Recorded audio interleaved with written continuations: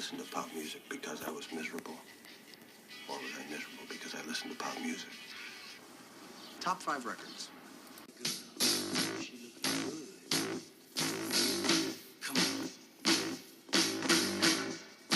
Hey, welcome everyone. Let's spend the night together. Brand new series. Yeah. Top 5. Top 5. As the great John Cusack once counted down his high fidelity. Everybody's doing a top 5, top 10, a list. Yeah. Figure, why don't we get in there? Yeah, get in the mix. I Dip mean, our it's not toe like in. it's been oversaturated or anything. No. It's just an prime. original idea we came up with Yeah. to list your top 5 of stuff. This is Let's Spend the Night Together. I am Dante. With me, as always, is Craig. And That's right. we thought, what's the first... It would only be proper, the first band Yeah. to do a top 5 To do a top on 5 albums. the Rolling Stones. The one and only Rolling Stones. Now, for those who don't know, we actually have a podcast that's dedicated. Yeah. Or used to be a little more than it now. But we review Rolling Stones. Sometimes I say records. Stones themed. Yes, that is great. Yes. It was for the first 10 or 15 episodes maybe a Rolling Stones podcast.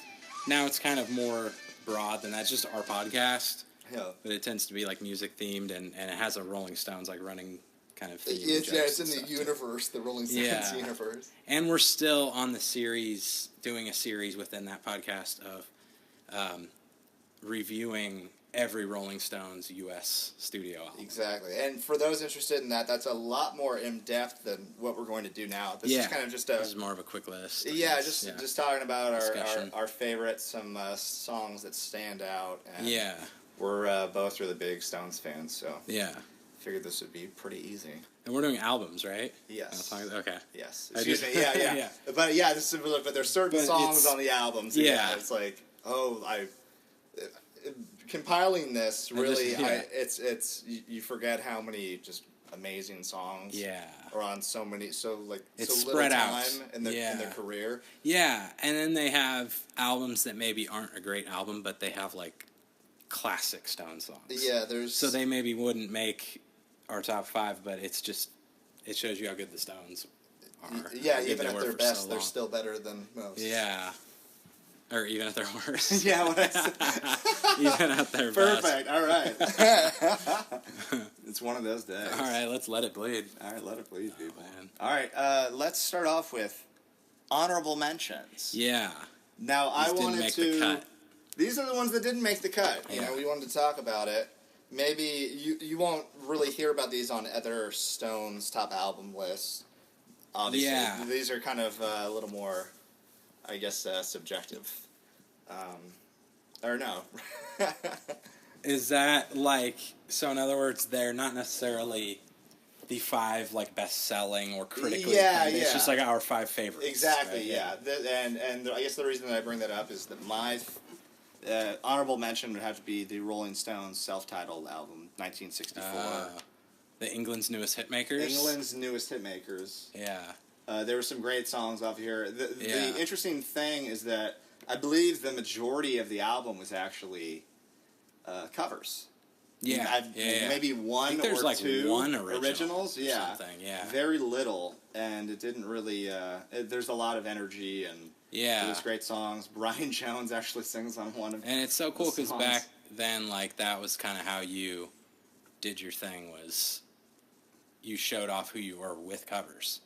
Yeah, exactly. That's how you kind of get your foot. And a lot of them might have been songs, that were blues songs that the average English person or even American person had never heard. Mm-hmm. So you're getting these young 20-year-old super energetic guys reinventing those old blues songs, speeding them up and adding heavier drums. Mm-hmm. And so it was almost the punk of the time. Oh yeah, definitely.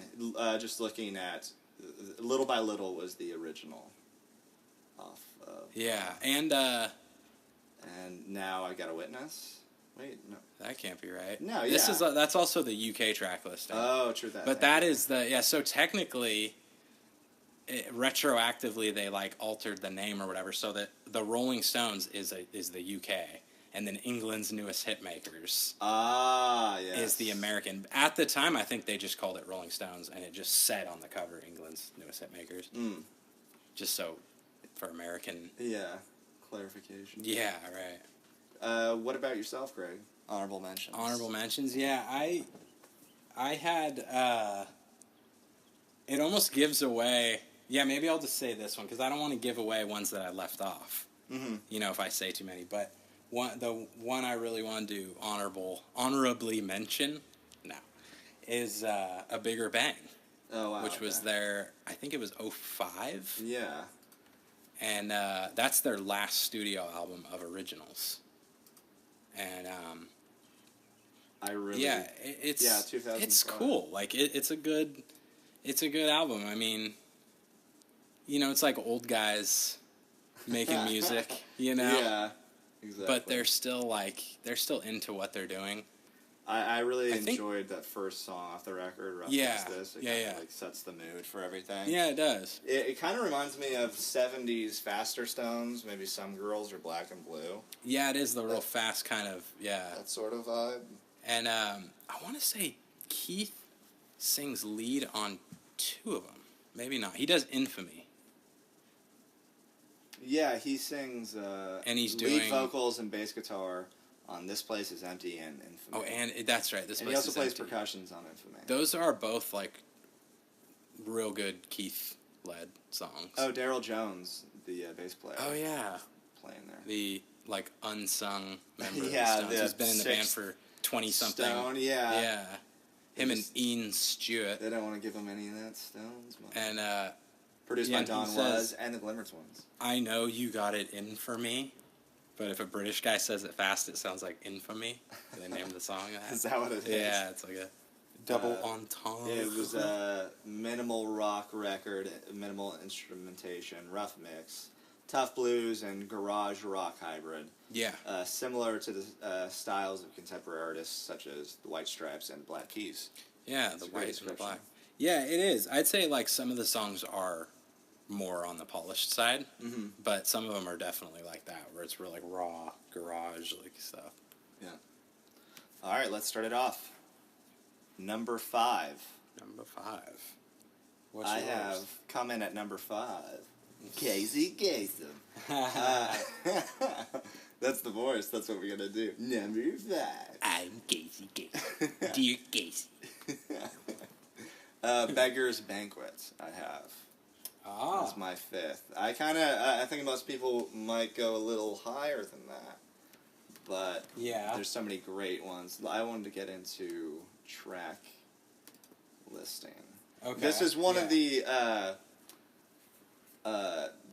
records that I heard probably last of the classic Stones records. Really, you have that golden age. Yeah, it's a little more. Although it does have Sympathy for the Devil and Street Fighting Man.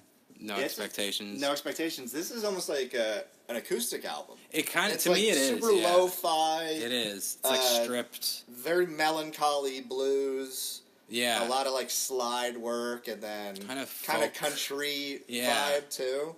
Yeah. It's different. It's almost kind of like a Zeppelin 3 or something. It is kind of like that. I don't know. Yeah. It's a very weird. It seems like they wanted to get some of that vibe of like the acoustic blues. Mm-hmm. Very eclectic. Some of the stuff that they're doing is different. I really enjoy it. No Expectations is kind of like a hidden gem. Yeah. Salt of the Earth to Go Out On that's a huge number. Is that a Keith led vocals? It's the it's the group vocals. Yes, and Keith led. It's really a good one, and that's very folk sounding song. And then Factory Girl with, is it mandolin or it might just be guitar, but they like do the like double picking. Yeah, Dave Mason playing mandolin. Yeah. I really dig that song. It has a real like cool vibe. This song is definitely them in their prime because there are so many songs that just have like their own vibe. Yeah, it almost kind of like a Grateful Dead, American Beauty, weird acoustic jam, but everything sounds so fucking great. Just this is what we do. It's kind of like these are all these different flavors of what we do. Spectrum. And Prodigal Son is a very much like an old school blues acoustic. I like that song a lot. Street Fight Man, obviously, with that fuzz tone that he has. That one's like kind of punk. Yeah, and I can't really think of another effect that Keith Richards plays on his guitar. He like never uses effects. Ronnie doesn't really either. It took until the 70s, until Ronnie came into the band, that started to use flanger and stuff like that, I think. But still... And Mick Taylor actually probably uses the most out of their guys, because he does some like wah. Oh yeah, that's and right. Stuff. Yeah. Like Heartbreaker. Yeah. That's a great song. And is he the one on Some Girls? I always fucking forget. No, I think that's Ronnie. That's Ronnie, because they use some like chorus and like flanger and stuff. So that must be Ronnie. So my number 5 is a little different. It's Sgt. Pepper's... No, I'm just joking. It's Between the Buttons. Oh, wow. Little Buttons. And, this was kind of before their golden years. Mm-hmm. Their real... Formative years. Kind of the later end of their formative years. I heard, like, one of the descriptions says it's kind of their... This album and Satanic Majesty's Request were kind of their psychedelic period. Oh, okay, yeah. So this one is kind of psychedelic. I love that cover. The cover's cool. It's Brian Jones in the middle of everyone. Brian Jones looks like the devil with that look on his face. Bill Wyman just not there, completely. Yeah. Having some kind of... Just thinking about Poon. He is the Poon Hound, after all. Now, just looking at track listing, there's some really... classic ones. Yeah, Our Namesake, Let's Spend the Night Together, which is a classic song, is on there. Ruby Tuesday. Yesterday's Papers is cool. Ruby Tuesday is a classic. But they're all, I just like every song on here. And they're all, they're maybe more dated than the Rolling Stones, golden era, because they sound like 60s. And they sound psychedelic rock. Like proper... pop songs. They're kind of pop songs. They're a lot more pop than rock and roll, but they would agree, eventually become. Yeah. They were still kind of trying to be what was big. Mm-hmm. But there's just there's a lot of cool songs on there. The Cool, Calm, and Collected. I love She Smiled Sweetly. That's a good one. That's the hidden gem off. And of Who's Been Sleeping Here is really catchy. And I remember we did a full album review on this one too, so I'll put the link in the description, a link to that. Wait, go back up to the Miss Amanda Jones is I remember thinking that one was kind of like their later stuff. It's real it's kind of more aggressive, blues. Kind of like a hint of things to come. Kind of fast and energetic, yeah. Bands usually they tend to do that. It's they'll put something a little more experimental, but what they might be into later. It's hints of at the end of the album. Yeah, where people, I wouldn't call it an afterthought, but really it's it's kind of just in there. Yeah. It's not the focal point of the album. Mix. And something happened to me yesterday. I like that one a lot too. That one's much more Beatles, poppy, psychedelic, 60s kind of sound. Mm-hmm. But it's cool for that kind of music. Yeah, we've reviewed all of their formative years, as you call them, of those albums, and we're all the way up to the next one's Beggar's Banquet that we're gonna do. So we're kind of beginning the golden age. Yeah, the climb to the apex. Yeah, but we have to finish the sad tale of Brian Jones and his demise, the rise and fall. It's been a killer ride, Craig. Yeah, it's been a killer ride. We got to meet the Bare Naked Ladies. Yeah, we should have them on the show. We have a lot of interesting, quirky guests. They're on the from show. the Great White North, Canada. Bare Naked Ladies are? Yeah. Wow. I like their name, You're part of the FBI? Female body inspector. Female body, yeah, I have that. I have that shirt in 10 different colors. Oof, and my grandma says it's really funny. It's a knee slapper. Yeah. All right, number 4. Number 4. Some Girls. 1978. Not a lot, just some. Just some. More than one. Now, we actually take Some Girls, the title track for Let's Spend the Night Together. Is the theme to the Let's Spend the Night Together pod, yeah. And I'll just say, so it's not really anticlimactic, this is also my number 4. Ah, okay. Yeah. That's very nice. So. Now, when you look at the track listings for Some Girls, I think the first 2 songs that really pop out are, for me, definitely Miss You. Miss You and Shattered. Probably. Yeah, that's true. I was going to say, or else? Beast of Burden. Yeah, this is more of a kind of like... there's no longer kind of like a swanky groove or something. It's a little more kind of like soft and... What's that, the album? Or I guess just Beast of Burden. Yeah, but Beast like of Burden. Shattered yeah. is like super fast and bizarre. Yeah. It's almost like this is another real eclectic. Yeah, before they make me. I don't want to say too many, but yeah, there's like a lot. I guess old school country. Yeah, there's a mixture of everything. Miss You's almost disco, and this is a great album. Yeah, for the time, this was released June 1978. Right? So this is probably the height of disco, I'd imagine. Yeah, or as it's probably it's just boomed probably right about then. They're trying to get in I on would that say, gravy train with biscuit wheels. Yeah, exactly. I would say this is probably their most underrated album. Yeah? Yeah. This is the one that doesn't get quite as much love. I mean, the album cover I think people don't take very serious. What does that remind you of? And then there's the title track, which is just about, like, sex and... Just Jagger talking about all the different types of women that he has to... That he has that to. the poor guy has that to... he has to fornicate with. He has to have sex He doesn't want to. And all the problems they give him with giving him kids. For all of us. Yeah, and some of them want to fuck all night, but he doesn't have enough jam, etc., etc. So, yeah, that was 4 for both of us. Okay. Number 3... What did you have for number 3, Craig? Okay, I had the legendary Sticky Fingers. Sticky Fingers. Which is another gross sexual album title. What do you mean? I mean, okay, let's just look at... We're looking at the title. We're looking at the title. The title's the album art, Sticky right? Fingers, so what does... It's a man's crotch. It's a close-up of what a is that? bulge. What is that? Like, what does that mean to me? Yeah, the symbolism. That, along with the name Sticky Fingers, I mean, it just sounds like this... We're really into sex. Basically, yeah. I don't know. Like, what else could that mean? We're going to rip those jeans off, and some tells me there's a little birdie under there. Oh my God, Mick Jagger's bird just won't quit. It will not quit. A little birdie told me. Yeah, this is a great album. I think a lot of people would put this number 1. Oh, yeah. And I put it 3, so I think a lot of people would be like, are already pissed off at me at this point. Yeah. This isn't your grandmother's top list. It's top 5 list. Right, yeah.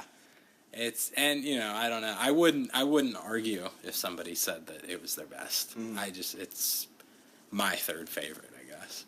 But yeah, I mean, and part of it maybe is that I've heard Brown Sugar, Wild Horses, and a million times, and even Can't You Hear Me Knockin' and Bitch get like quite a bit of radio. It seems like Can't You Hear Me Knockin' has got more and more popular. Yeah. Since it was on that Blow soundtrack with Jeanne Depp. Oh, yeah. That was the first time I had heard it, and it was new to me, but it was already like 30 years old. Another title that makes you think of sex. Blow.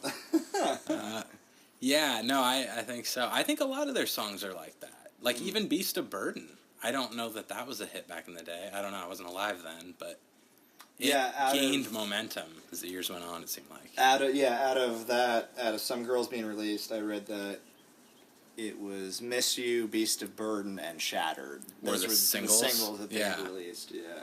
Yeah, and it seems like casual fans would even know that, would name Beast of Burden and know a bunch of the lyrics and stuff. But yeah, this one might be where we were saying Some Girls is eclectic. This one might be maybe the least eclectic in a good way, where it's very focused on we're doing what we do best. Yeah, we kind of it's like the rock and roll Stones. It is, yeah. Outlaw stuff. They are. At this point. making the blueprint for rock and roll, pretty much. Yeah. The great lead single, and then the great lead single, and then like something like "Can't You Hear Me Knockin'," that is like,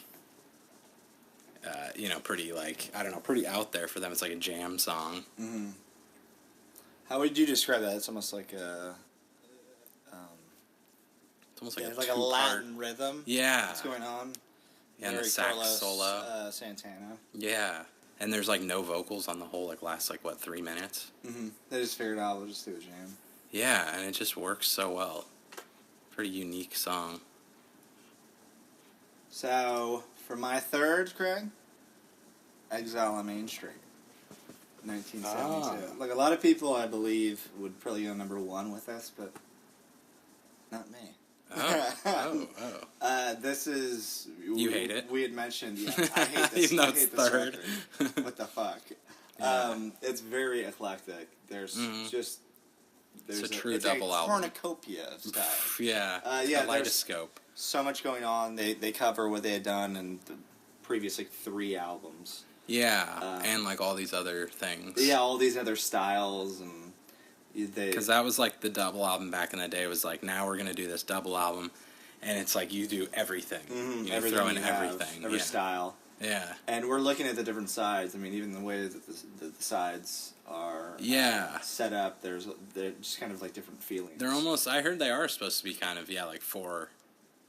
Yeah, chapters for instance, or something. Side 1, Rocks Off, Rip This Joint, Shake Your Hips, Casino Boogie, Tumbling Dice. Yeah. Tons of energy. Yeah. Boogie Woogie. Upbeat. And then the next side, Sweet Virginia, Torn and Frayed, Sweet Black Angel, and Loving Cup, are like the country That's songs. more country. Mid-tempo. Definitely country folk. Twang. Kind of. Yeah, twang. We might talk. Side 3, that side's so good. Happy, Turn on the Run, Ventilator Blues, I Just Want to See His Face, Let It Loose. This is more of the garage... like literal basement rock. blues that they're just in there, I imagine, in their Spanish villa, French Spanish villa, just like us. Just making this bizarre music. Bill Wyman's off getting pwned somewhere. Charlie Watts is nowhere to be seen. Keith is sleeping all day, wakes up at 3 a.m. and just writes a masterpiece. No big deal. And then all down the line, Stop Breaking Down, Shine a Light, and Soul Survivor make up side 4. Wasn't that supposed to be Soul? Is that what it was? This last one. It's that side 4. Oh yeah. Yeah, it was kind of I see what you're saying. Yeah, the actual or soul genre. That was kind of the mood of. Yeah, or gospel. That was the other one I was trying to remember. Yeah, it was gospel soul. Lovin' Cup and all that stuff is. Excuse me. I was thinking Loving Cup for some reason. Soul Survivor and Loving Cup. And Shine a Light. Shine a Light, that was the one that was, But this is, it took me a very long time to really get through this record. But and it just keeps getting better. There's more and more to styles. And your favorite song on the album will change, constantly. 1950s rock and roll, blues, 30s, 40s swing, country, soul, gospel. Yeah. We just mentioned. All their heavies, their pianist, Nicky Hopkins, saxophonist, Bobby Keys. So Ian Stewart wasn't in the band anymore. Yeah, horn player Jim Price and drummer Jimmy Miller. Was he dead at this point? No. He's, okay. I guess we'll get more into that. Yeah. So, but, yeah... a lot of people would say that this is number 1, so... Yeah. Kind of going out on a limb. Yeah, they do. Oh, I was just going to say, I like how even this and some of their more eclectic albums that, run the gamut of styles, they still, go together, though. It doesn't sound like, wow, these are all these different... I don't know. It works as a single album. Somehow. Somehow, yeah. They do a good job of that. The record, if you haven't heard it, or even if you have, I guess... Yeah. Sounds like maybe it was recorded in a swamp somewhere in the deep North American South. It does. And then finding out that it was them in out of their home. It ended up being France. It wasn't the South. It wasn't the South. Yeah, south of France. But just the fact that they were fishes out of water. Mm-hmm. They were in this other country. They were kind of exiled. They were kind of holed up in this. Yeah, they're kind of holed up in this building, living there and having sex with all these French girls and or men maybe, and like doing drugs and there's nothing, like staying up all not night. That there's anything wrong with and kind of bonding. Although a lot of them were kind of like not even there half the time, but yeah, like just staying up late and like being in this weird place, and the group are the only people the other guys in the band, and making this like it sounds like that. If like energy in a room, or stuck in atmosphere, a room. I should say, counts for anything, this record has it more. Perhaps besides like Sticky Fingers and maybe Let It Bleed or some other ones. Yeah, this is what you want. I would agree with this that. Is like and Beggar's Banquet. It's like how did they get all this on tape? Yeah, and the whole feel. There's so much. Like it's like overflowing with like amazing stuff. All right. Number 2. Yeah. What do you have? I think we already covered it. Beggar's Banquet. The Banquet of Beggars. Banquet of Beggars. Bob Dylan's dream. Yeah, being flushed down the toilet. Robert Zimmerman. Oh, flush. Now, looking back at it, is there anything that, that we hadn't said before that sticks out? Every song is fucking great. Yeah. And they're all just, at their bare bones, they're so, like, well-crafted songs. Mm-hmm. And then they're, like, sparingly produced, like we were saying, where they didn't... You could take a great song and then produce the shit out of it. Or you could take a shitty song and produce the shit out of it and at least make it good. Yeah. But this is, like, the other way, where they're just so good at the bare bones that you don't need to add, like, a whole lot to it. And that's the thing is these songs you could do with a full band. You could, yeah. But you could do it like solo acoustic too. Yeah, exactly. Like every song. It really highlights the almost like a singer-songwriter sort of feel. And when I saw the Stones play in like 2006 or something, Sympathy for the Devil was like unbelievable. Yeah. It was like maybe the highlight of the night. That's, top 5 of their most famous songs, popular songs. Top probably. 5. We might have to do a top 5 Stones songs at one damn. point. Yeah. What was your 2? My 2 would be Let It Bleed, 1969. Bleed. Now, yeah. This one got bumped off my list, but truth be told, I mean, it's right there with Between the Buttons. I mean, I might like it a little more, but I don't know. It's kind of a toss-up. It was like the top 4 for me were no-brainer, and then there were like 3 or 4 others that are real close. Yeah, it gets you into some strange water. Yeah. This was the last record to feature Brian Jones, as well as the first to feature Mick Taylor. So there's actually a mixture of both of them. Oh, yeah. That's right. Brian Jones is on Beggar's Banquet also, but only on like, I think he plays slide on No Expectations, and then like Maracas or something on another song. It was... And then remember that was the one they were saying that's all Keith. Yeah. Keith did like everything. It was released December 5th, 1969. That was the same day that one of the concert goers was murdered at Altamont. Oh, at Altamont. We're going to put a link in the info of this video to another video we did on this podcast, the Let's Spend the Night Together podcast. Yeah, the infamous Altamont covering concert. The infamous Altamont. We it's pretty comprehensive. Tell the story of it. Yeah. Show's very comprehensive. The tracks that come to mind to me, obviously, you have Give Me Shelter. Give Me Shelter. That's another top 5 biggest Stone songs. I really like You Can't Always Get What You Want.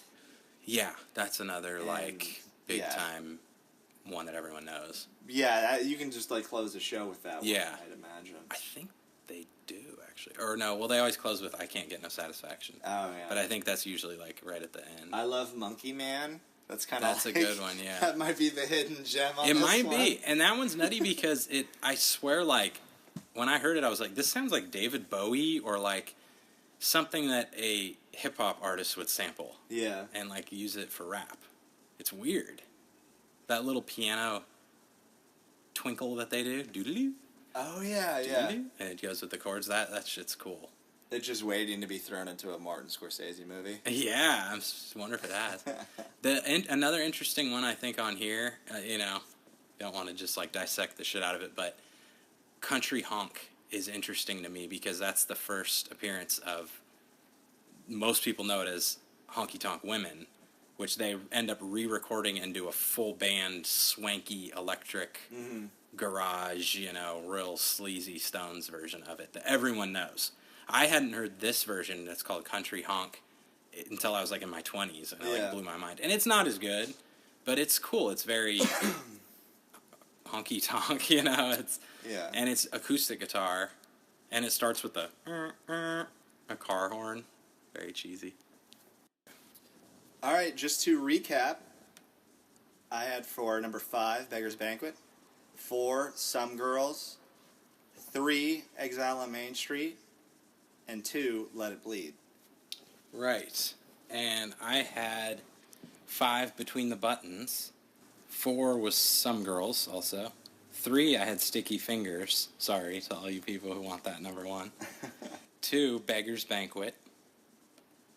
Ahoy, ahoy. And now, finally... now what everybody's been waiting for. Number 1. Favorite Rolling Stones album. Who wants to say it first? Charlie, take it away.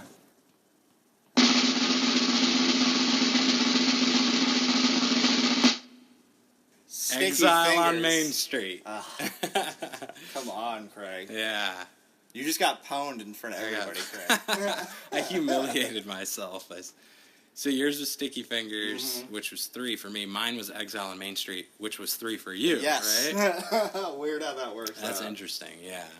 What did you want to say about Exile on Main Street? Why is it number 1 to you? Why is it the best Stones album? I just think for me it's like every song, just as simple to put it, every single song I think is like amazingly good and one of their best songs. And it's like usually the most, like 99% of the albums I would say that about, which there aren't many, those albums are like 10 tracks. Yeah. But this one's like 18. I'm looking at it, so it's not like 18. It is 18.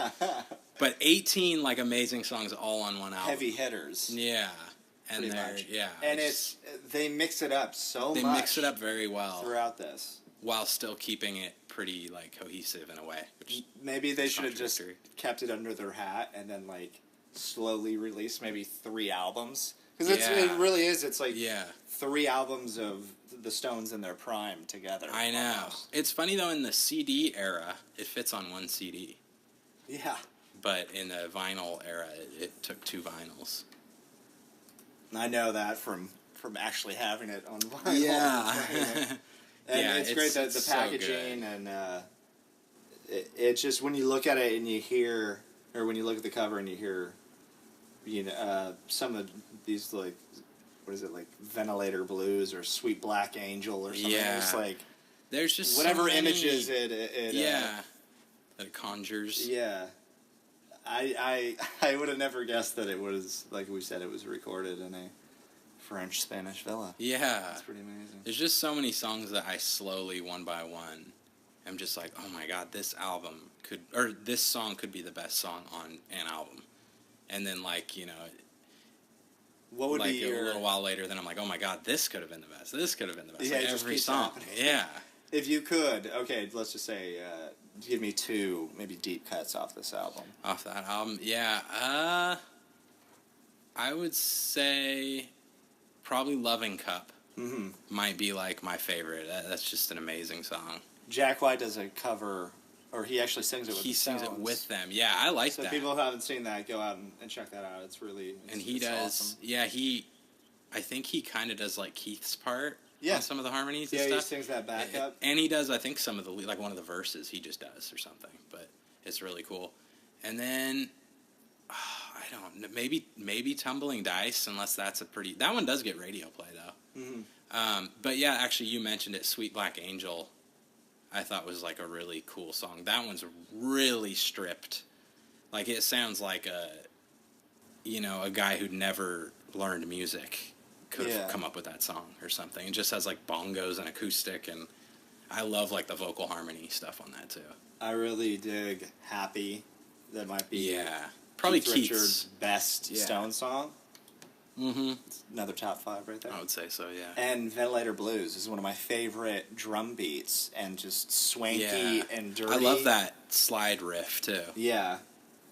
That's a real good riff. The saxophone on that is some of Bobby Keys, I believe. Yeah. Oh, and All Down the Line is actually another kind of deeper cut. That's a great fucking song on there. One of these days, we're going to have to do, maybe at the end after we've reviewed all their albums on the podcast, we'll have to do, like, some of the bonus, what do you call that? Like, the outtakes and stuff, like, that came on deluxe editions over the years, more recently. Like, you know, some girls just came out with a deluxe edition. Exile on Main Street did, like, a couple years ago. And, I mean, they each have, like, fucking 10 songs that weren't on the album. You know, like, Plundered My Soul, which is, like, a really good song. That, I can't believe they... I know, I can't believe that didn't make an album. So we'll have to do those someday. Some girls. No, someday. And, yeah, if you want to hear us more, like, in-depth, check out the Let's Spend the Night Together podcast where we actually do album reviews. Yeah, it's a little more... we're kind of just gliding over this right now. It's pretty broad, but... We get a lot more in depth in there. We actually talk about the instrumentation and breaking down the songs. And lyrics and the people who are on it, on the album and stuff. Engineers, producers, pretty much. So we'll get, budgets. Nakerfelge. Who is Nakerfelge? And so we'll get deeper into some of the ones we talked about today, like Let It Bleed and stuff we haven't done. Yeah. And Exile, we haven't done those yet. But all those early ones, Between the Buttons and Back. That Exile... Their Satanic Majesty is going to be a long one. Yeah, Exile will have to be a double episode. Oh, yeah. So a double album. Cool. So I'm looking, Sticky Fingers, 1971. Yeah. I'm looking at the tracks. It's great. It is... Yeah. The Stones, to me, at their best, where they're still... they feel like they're not a jam band, but they're kind of like... They're going to fall off the rails at any time. Yeah, they are kind of like that. They have the best riffs. At this point, I mean, Keith Richards, the human riff, he deserves that. He is the human riff, and Mick is at the point where he can hear something on guitar and come up with a vocal part that is, like, interesting. It's, like, kind of sexy. It's kind of edgy and kind of, like you said, almost, like, about to fall off the rails, like, almost like he's freestyling almost, like, but at the same time very melodic and, like, well written and stuff. This one is dipped in country music. Yeah. You can really tell the influences in songs like Sway. Yeah, Wild Horses. You Gotta Move. Dead Flowers. Yeah, Dead Flowers. Yeah, You Gotta Move. Sister and Morphine. even Moonlight Miles, like, not twangy, but it's kind of country. Yeah, it's almost like, it sounds like something that would be on a Japanese, what is it, a canto or something? Yeah. There's an example of that. There's an Incubus song, I believe. Oh, yeah. One of their last songs. Further down the river. Was that the Aqueous Transmission? Yeah, it kind of reminds me of that. It is kind of like that, yeah. That's a great song. Yeah, I know. It's almost like an indie rock song or something. Like something that would have been written in, like, the 2000s. Yeah. Or something. I don't know. It's cool. It's very different. And then Brown Sugar is, like, one of the greatest just pure single rock pop singles you could ever make. We got to see Eagles of Death Metal, shout out. Yeah. And they played Jesse the Devil Hughes. Brown Sugar. The cover. Oh, they were great. It was amazing. Dude. Yeah, Brown Sugar was that's incredible. one of my favorite shows ever. Yeah. But them playing Stones, because that's the kind of style of band that you want. Yeah, they're in that realm, and Brown Sugar fits perfect. Oh, yeah. Yeah, I mean, the bottom line is all these are, like, could be a band's best album and be amazing. That band would be amazing. But that being said, all your choices were wrong. Mine were right. Dead wrong. Yeah. Dead Flowers? Oh, man. Bringing it all back around. Yeah. All right, well, I hope you guys like what you heard. We're going to be doing this. More top fives? Yeah, more top fives. Yeah. Send us suggestions, too. Yeah. Suggestions and stuff. We're, the top 5 13th floor elevator songs. There's only so many. Or top 5 favorite John Cusack movies. Oh, that'd be great. Yeah, we should. They can be honestly anything. Like suggest anything you want us to do top 5 of. Top 5 brands of Tupperware. Like, I don't give a shit. We'll do anything. Yeah. Laptops. Favorite top 5 canned beef. Canned soups. Yeah, so pretty much anything's on the table. Yeah. Hope you enjoyed yourself. We have multiple shows. Yeah. Lots more Stone Stock if you want to hear that. Check it out at the Craig Dante channel. We have a weekly podcast. Let's Spend the Night Together. We also have Sacramento Popcorn Surprise, which is a movie review, critique, reaction. Yeah. movie trailers and predictions, theories. Yeah. And we also do the movies from memory. Movies from memory. That's remember movies with our bad stoner memory. And then Shut Up and Jam, where we talk sports, mostly NBA. Yeah. There's a little bit of everything there. Yeah. And there's, just keep an eye open. We're going to be releasing more stuff. And please comment, like, suggestions and comments and stuff, and like the videos and subscribe. Yeah. By all means. Feel free. Treat yourself. Yeah. Yeah. All right. Let's spend the night together.